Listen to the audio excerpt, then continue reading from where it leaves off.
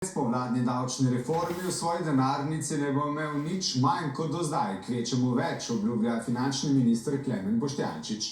Pa bo res? Vlada dosedanjo dohodninsko logiko obrača na glavo in bo pri izračunu upoštevala vse dohodke posameznika. Poleg plače tudi regres, nagrade za uspešnost, prevoz na delo in socialne transferje.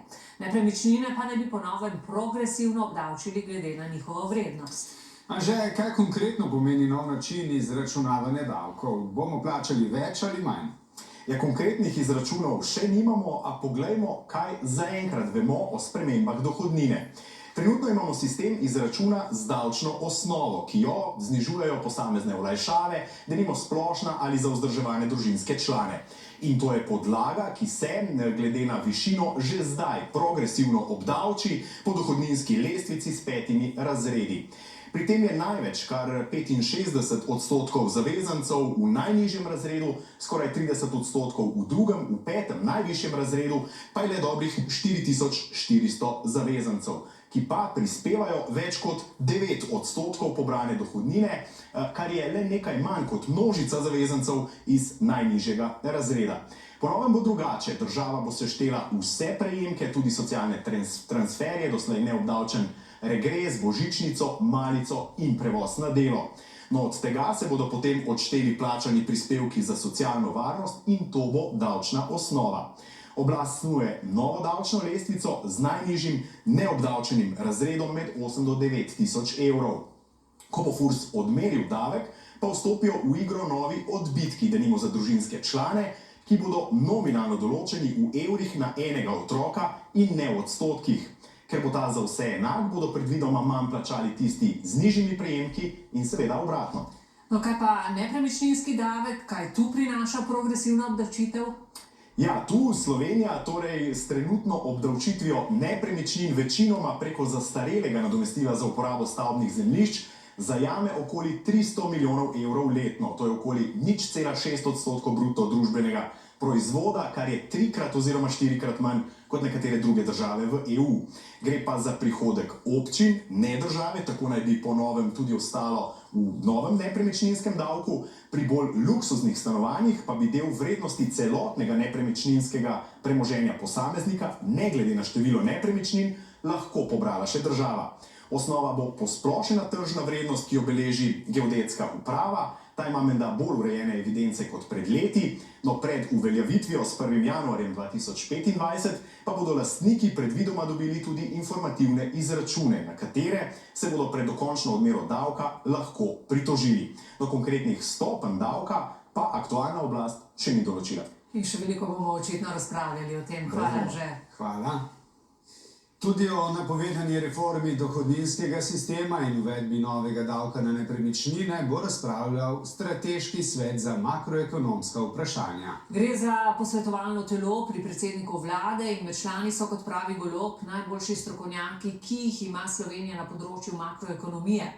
Dopoldne so imeli ustanovno sejo, svetu predseduje Maja Bednaš, sicer direktorica Urada za makroekonomske analize in razvoj. Med člani pa so tudi znani ekonomisti Mitja Gaspari, Matej Lahovnik, Igor Masten in Mojmir Mrak. Vladne službe pripravijo dokumente, ki se predstavijo svetu, potem pa svet poda svoje mnenje, komentarje, tudi kritike ali pa predloge za izboljšavo. Za naslednjo sejo smo se dogovorili glede nekaterih tem. Med njimi ni rebalansa proračuna, ker ni namen sveta, da se še najmanj v fazi priprave v to vpleta, bo pa program stabilnosti, ki pa v resnici pomembno vpliva na pripravo proračunov za naslednja leta in za naslednjo proračunsko obdobje. Ali vlada odstopa od projekta gradnje drugega bloka jedrske elektrarne v Krškem?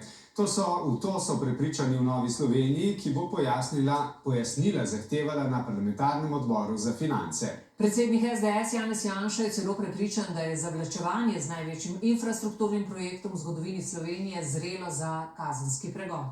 Marko Gregorc.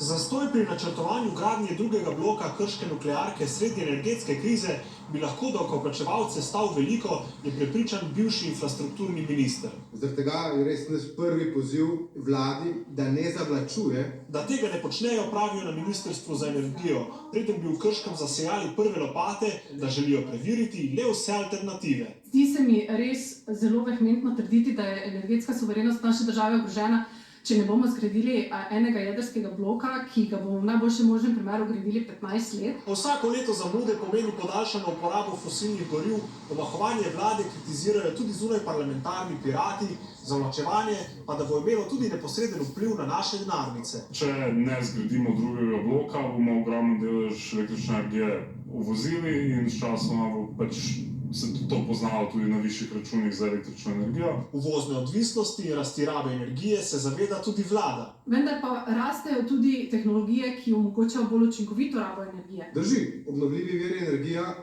tudi po mojem mnenju, so priložnost, ampak potrebujemo pasivno proizvodnjo električne energije, kar lahko zagotavlja recimo nuklearna elektrarna. Ta pa bi davkoplačevalce stala milijarde, bistveno preveč, da bi se projekta lotili za letavo, meni Seršenova. Zavedati se potrebno, da investicija v jedrsko elektrarno je vsaj 5-kratni obseg tega, kar z največjih investicij do zdaj, ki smo jih vodili, in tukaj je treba se zavedati, da si napak ne moremo privoščiti. A ne zgolj z dodatnim razmislekom, vlada naj bi omahovanje do jedrske energije izkazovala tudi z nedavnim kadrovanjem. So na čelo direktorata za podnebne politike imenovali Andreja Gnezdo, ki se je več let poklicno ukvarjal s širjenjem laži o jedrski energiji pri nevladnikih. Za katerega Feratović izpostavlja, da je izrazito nenaklonjen jedrski energiji.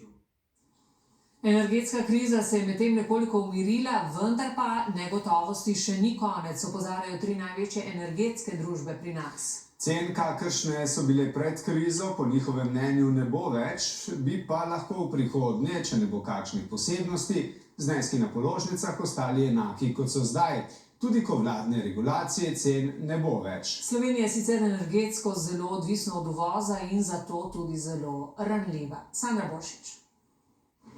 Na srečo topla zima, a težav še ni konec. Sicer je z regulacijo povprečno slovensko gospodinjstvo, ki porabi na leto 10 megavatnih ur, prihranilo tudi 5000 evrov na leto. A regulacijo cen imamo le še do konca avgusta in za zdaj nič ne kaže, da bi se podaljšala. To pa seveda, ko smo govorili, da regulacija na dolgi rok ni sprejemljiva. Čeprav jaz ne verjamem, da se bo takšna regulacija v takšni obliki nadaljevala za naprej. Približno položnice, ki imamo danes, z zamejenimi cenami naj bi bile na segmentu elektrike nespremenjene, tudi ko bo ta regulacija, bom rekel, je na bo več. Pod črto cene tudi po zaključku poletja naj se ne bi preveč spreminjale. Ukrepi so delovali, razmere so pod nadzorom, a ne smemo se preveč sprostiti in skočiti v predkrizne navade, še opozarjajo. Obstaja pa nekako bojazen, da koliko je bilo vroče poletje z slabo hidrologijo, bi lahko ponovno doživeli neke cenovne skoke. Seveda, upam, da ne več take, kot so bili lani. Sicer so trenutne tržne cene elektrike nižje kot lani, še vedno pa višje od reguliranih. Za večja podjetja pa so cene, ki veljajo ali pa ki jih imajo povprečno ti odjemalci v letošnjem letu, višje kot so trenutne tržne cene. Se pravi, vključujoč podpore, ki so jih prejeli strani države. Se pravi, brez podpor za naslednje leto si povprečen odjemalec zakupi danes lahko elektriko nižje, kot jo ima v letošnjem letu. Zato je smiselno, kot pravi, da podjetja pristopijo k delnim zakupom za prihodnje leto.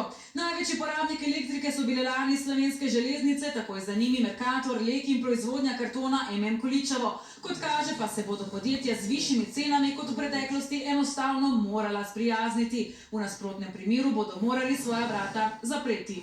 Tisti, bom rekel, gospodarski subjekt, ki ne bo zmogel končne cene elektrike med 180 in 200 evrov na megavatno uro, bo imel hude probleme. Še več, samo letos smo v povprečju 31% uvozno odvisni od elektrike, kar nas lahko skrbi. Tu, bom rekel, presojamo z vidika kriznih razmer, pa seveda višja uvozna odvisnost pomeni večje tveganje za državo, da ostaneš brez elektrike. In kot še dodajajo, zato je ključen prehod v brezogljični samooskrbni sistem in nove naložbe v obnovljive vire energije.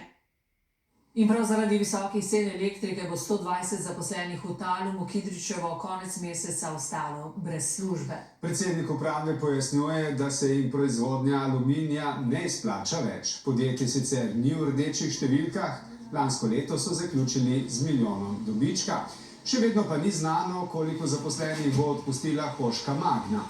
Na 4 milijonih ton aluminija se peči ugašajo, z njimi pa tudi pogodbe o zaposlitvi za 120 delavcev. Je bilo precej na hitro to in so nekateri zelo presenečeni bili. Glavni kriterij delovna doba na seznamu presežnih delavcev so tisti z vsaj 38 leti delovne dobe. Večina jih je vsa ta leta oddelala prav v Talumu. Ti ljudje, ki so bili že blizu penzije, so potem bili vključeni v ta program presežnih delavcev.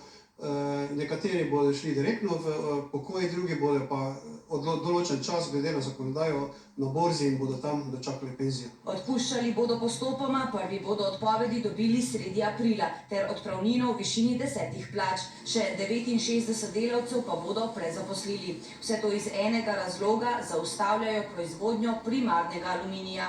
V letošnjem letu smo pa enostavno videli, da so izgube v procesu tako velike, da vkolikor ne bi popolnoma zaustavili, bi lahko zaradi samih izgub in vrednosti teh izgub, ki šteje v milijonih evrov, ogrozili celo podjetje. Izgube bi znašale 8 milijonov evrov letno. Prav ta proizvodnja porabi tudi največ elektrike, cene katere so se Talumu lani povečale za 4-krat. A eno največjih slovenskih proizvodnih podjetij kljub vsemu lansko leto zaključuje v zelenem. Minimalni dobiček na nivoju 1 milijona evrov. Del proizvodnje sicer ohranjajo tako, da jo bo v prihodnje mogoče znova zagnati. Potrebe po aluminiju so namreč vse večje. Sem prepričan, kot sem večkrat v zadnjem obdobju poudaril, da bo aluminij še zlato. Dobrih 20 minut stran Hoška lakirnica, tudi tu bodo